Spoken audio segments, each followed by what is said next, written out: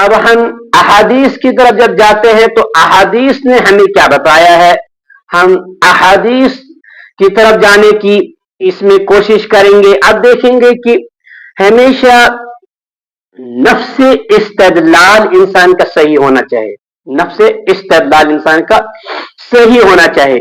क़यामुल लैल अहादीस की रोशनी से देखेंगे तो हजरत अब्दुल्ला बिन उमर वगैरह की रिवायत आती है बुखारी शरीफ के अंदर।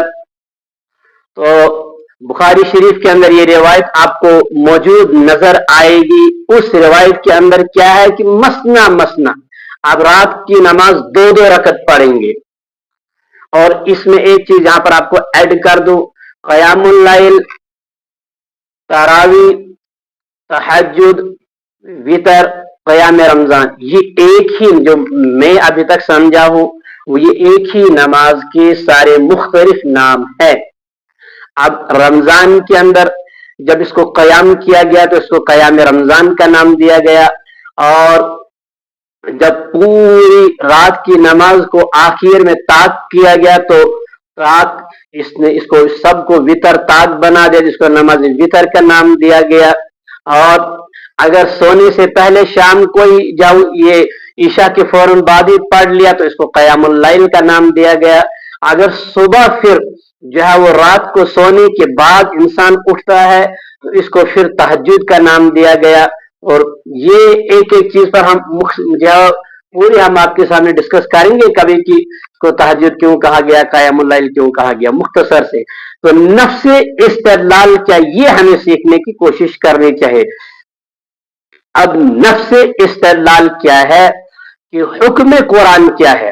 हुक्म कुरान जो आपके सामने पहले मैं ला रहा हूं, हुक्म कुरान है, निसाब क्या है कुरान का, वो है निस्फहु अव इनकुस मिन्हु कलीला। और मकसद क्या है खड़ा करने का, वो रत्तिलिल कुरान तरतीला। ये आपको ये चीज याद रहनी चाहिए पहले ही कि आपने खड़ा रहना है। किस लिए खड़ा रहना है, वरत्तिलिल कुरान तरतीला, कुरान को तरतील के साथ पढ़ने के लिए। अब हम बात कर रहे थे क़यामुल लैल को अहादीस के एंगल से, कुरान के एंगल से हमने तो देख लिया, अब अहादीस के एंगल से देखने की। तो अहादीस के एंगल से देखते हैं कि अब्दुल्ला बिन अब्बास कहते हैं कि एक रात में रसूलुल्लाह सल्लल्लाहु अलैहि वसल्लम के पास नमाज पढ़ने या रात को वहां रुकने के लिए गया तो आपके सल्लल्लाहु अलैहि वसल्लम ने रात को नमाज पढ़ी तो आपने दो दो करके नमाज पढ़ी, 12 रकत, और फिर वितर पढ़ा। तो ये अगर एक ही वितर लेंगे तो ये कम से कम 13 रकत बनती है। ये बुखारी शरीफ के अंदर ये रिवायत आपको मिलेगी। आयशा सिद्दीक़ा, मैं आपके सामने ये चीज देखो, तमाम अहादीस सामने लाने के बाद इंसान को किसी चीज का मौकफ, किसी मौकफ को जो है वो सामने बयान करना चाहिए, एक हदीस बयान करके नहीं।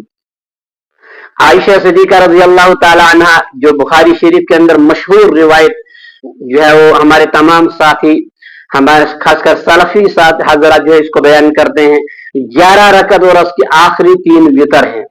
ये आपका मामूल था, ये आप सल्लल्लाहु अलैहि वसल्लम का मामूल था।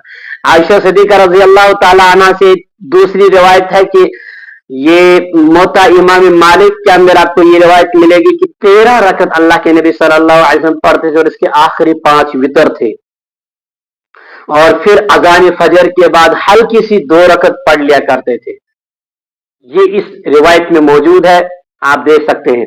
फिर हुज़ैफा रज़ियल्लाहु ताला अन्हु कहते एक दिन में नबी करीम सल्लल्लाहु अलैहि वसल्लम के पास रमजान में गया तो आपने 2 रकत पढ़ी, सल्ला रकअतैन हत्ता जाअ बिलाल फअज़्ज़नहु बिस्सलात, कि यहां तक उसमें आपने सूरह बकरा पढ़ी, सूरह आले इमरान पढ़ी, सूरह निसा पढ़ी, इतनी लंबी कर दी, इतनी 2 रकत इतनी लंबी, रुकू इतना लंबा था, सजदा इतना लंबा था, क़याम इतना लंबा था, क़ुमा इतना लंबा था कि इतनी लंबी नमाज हुई कि अभी 2 ही रकत आपकी पूरी हुई थी कि हत्ता जा बिलाल, बिलाल आगे अज़ान फजर के लिए 2 रकत पर आपने इत्तिफाक कर दिया।